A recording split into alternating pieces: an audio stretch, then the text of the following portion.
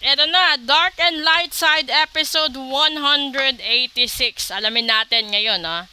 This is Infinity Friday. Kung ano ba yung magiging problema ninyo na walang katapusan.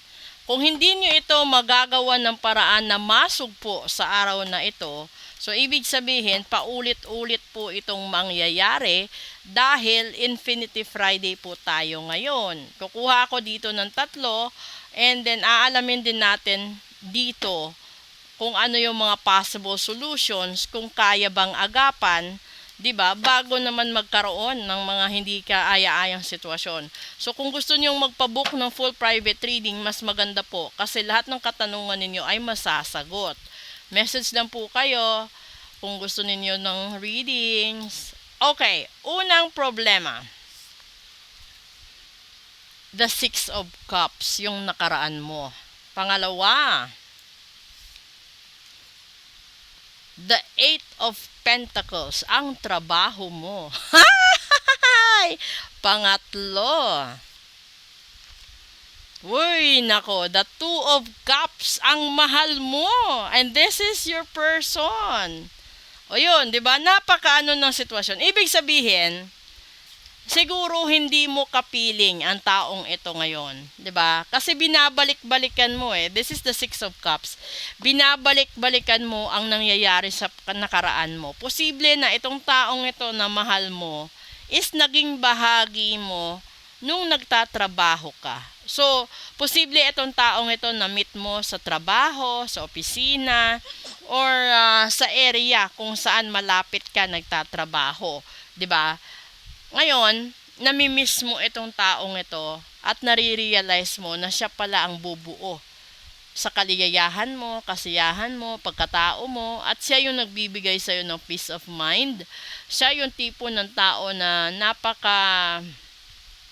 anong tawag nito, yung trustworthy, na hindi ka mangangamba na ipagpapalit ka, 'di ba? Ito yung tao na sinayang mo, in short.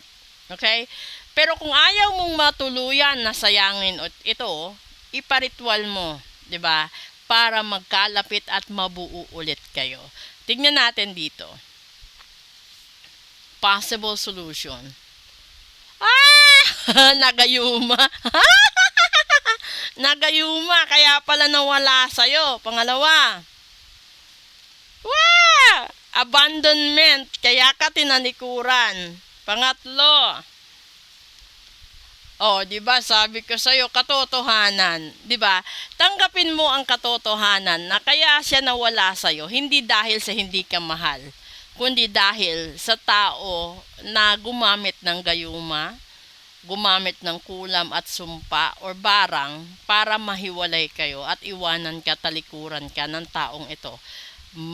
Kasi yung the swords just happens days lang eh. So ibig sabihin, ilang araw pa lang ito nangyari or ilang araw lang niyang nakilala ang taong mahal mo at ginawan na agad niya ng paraan para mapasakan niya at magkahiwalay kayo. Ito yung mga tao na obsessed, 'di ba? Yung hindi nila matanggap na yung gusto nila may gustong iba.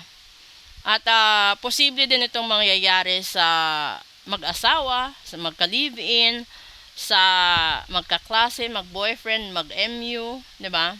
Mag-best friend, na kung sino man yung kinakasama mo ngayon, hindi ka masaya. Kung sino man yung kapiling mo ngayon, wala kang peace of mind, toxic lagi yung relationship.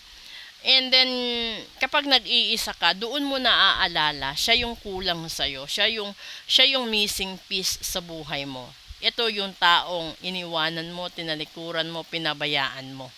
So ngayon, this is Infinity Friday. Pinagbibigyan ka ni Universe or binibigyan ka ng pagkakataon. Kung kailan mo ito mapapanood, binibigyan ka ng go signal, bawiin mo, no? Puntahan mo, iritual mo para ulit maging sayo. Okay?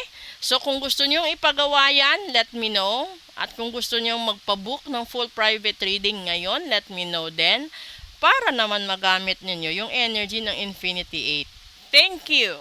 At yung isa pang pakakaabangan nyo is the November 11.